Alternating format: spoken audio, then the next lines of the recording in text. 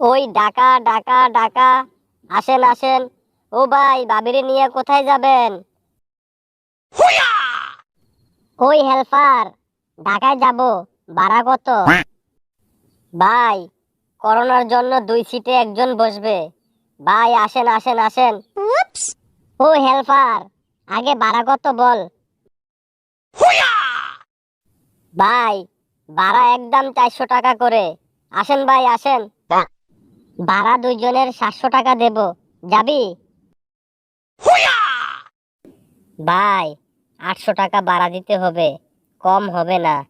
করোনার জন্য সরকার আইন করেছে, 2 সিটে একজন বসবে।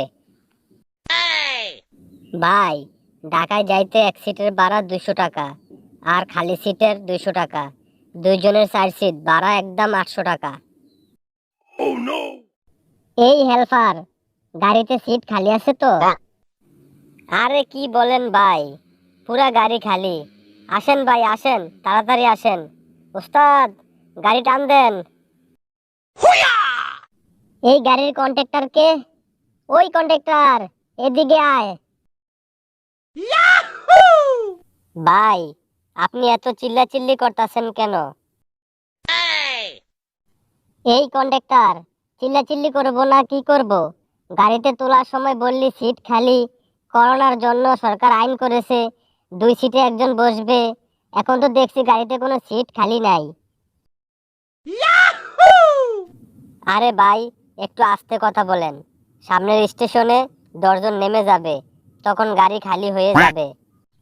কন্ট্রাক্টর, গাড়িতে ওঠানোর সময় বললেন সরকার আইন করেছে 2 সিটে একজন বসবে।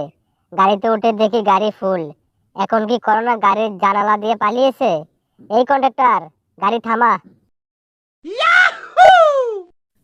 আরে ভাই, কথা কম কোন।